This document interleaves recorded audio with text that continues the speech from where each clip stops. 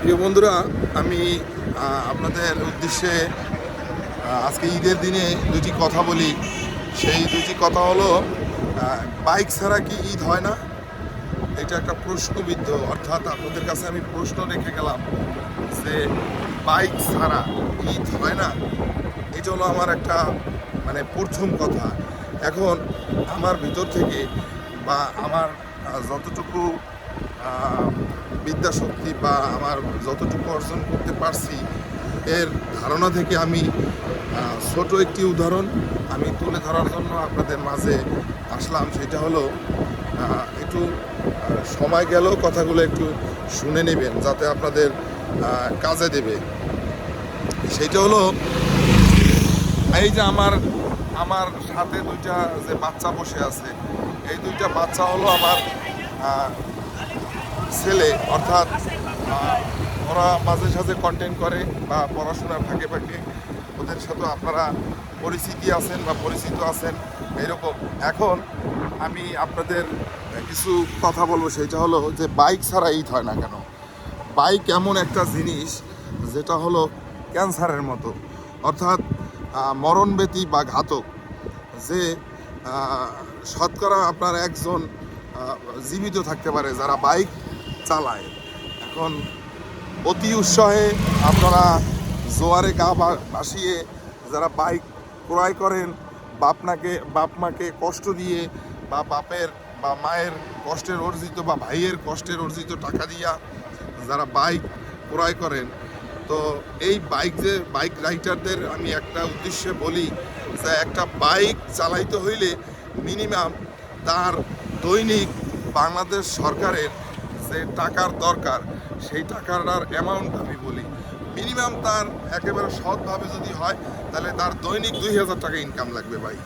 তাইলে তার জন্য বাইক চালানো এটা সাধারণত বা এটা একেবারে মাস্ট বি দরকার। এখন পাশাপাশি আরেকটা কথা বলি যে বাইক অ্যাক্সিডেন্ট, অর্থাৎ ঈদে বা পূজা বা ধর্মীয় উৎসব যেটাই বলি, যে বাইকের যে একটা অ্যাক্সিডেন্ট, এইটা হলে আপনার প্রথমত আপনার হলো জীবন একেবারে 99% চলে যাওয়ার একটা আশঙ্কা থাকে।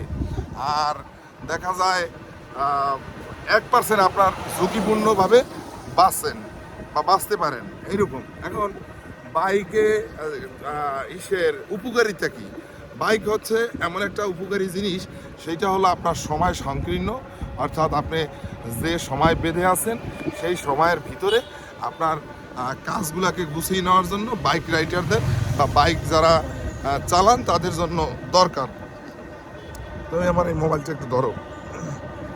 এখন যে কথাটা আরেকটু বলি, সেটা হলো যারা বাইকের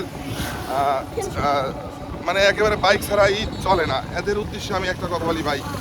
আজকে দিনা দেখবেন, আল্লাহ না করুক, যে বৎসর একটা দিন অর্থাৎ ঈদ, ধর্মীয় উৎসব, আমাদের মুসলমানদের সব থেকে বড় ধর্মীয় উৎসব হচ্ছে ঈদ উল ফিতর। তো ঈদ উল ফিতরকে কেন্দ্র করে সারা বাংলাদেশে হসপিটালগুলোতে আপনারা খোঁজ নিয়ে দেখবেন যে কতগুণ বাইক অ্যাক্সিডেন্ট হয়েছে। এমনভাবে অ্যাক্সিডেন্ট হয়েছে যা মনে করেন তার হাত অথবা পা অথবা শরীরের যে কোনো অংশ শেষ পর্যায়ে, অর্থাৎ অ্যাক্সিডেন্টের জন্য আর কি নিয়ন্ত্রণ হারিয়ে তার অতি শখের বাইকটাও নষ্ট হয়ে যায় এবং পাশাপাশি তার আল্লাহর দেওয়া যে একটা জীবন, সেই জীবনটাও নষ্ট হয়ে যায়।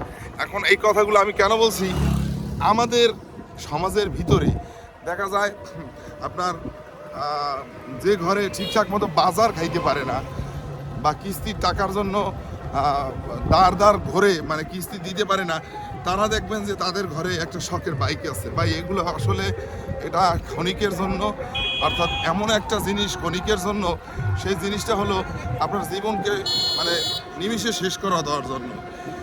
আর অ্যাক্সিডেন্ট হইলে আপনার দেখা যায় হাত পা নষ্ট হয়ে যায়, পঙ্গুত্ব জীবন মেনে নিতে হয়। পাশাপাশি আপনার বাবা মায়ের যে আপনাকে লালন পালন করছে, তো সেই বাবা মায়ের চোখে আপনি একটা দেখা যায় অসহায়ত্ব জীবন, অর্থাৎ বাবা মার চোখে সারা জীবন কান্না হয়ে থাকে যে আমার ছেলেটা জীবনে কিছুই করতে পারবে না, অর্থাৎ শরীরের যে কোনো একটা অংশ নষ্ট হয়ে যায়। তো যে আপনারা বাইক থেকে বিরত থাকুন ভাই। বাইক এমন একটা মানে যানবাহন, যে যানবাহন হলো ক্যান্সারের মতো, অর্থাৎ হইলে আর কোনো রেহাই নাই, এইরকম একটা অবস্থা। তো আমার এই ভিডিও থেকে আপনারা অনেকগুলো বাইক দেখছেন। তো আমি যখন যেখানে বাইকগুলো বেশি ছিল তখন সেখানে আমি ভিডিওগুলো করতে সময় পাইনি, কারণ সেখানে ভিডিওর ফ্রিকোয়েন্স অথবা ভিডিওর যে একটা ধারণ শক্তি সেইটা ভালো ছিল না। তো আমার এই কথাগুলো মিলিয়ে নেবেন যে বাইক যারা চালাও অবশ্যই তাদের ন্যূনতম 2000 টাকা ইনকাম লাগবে, আর নাইলে বাইক তোমরা এই বাইক থেকে দূরে থাকো, কারণ বাইক আমাদের জন্য না। বাইক হচ্ছে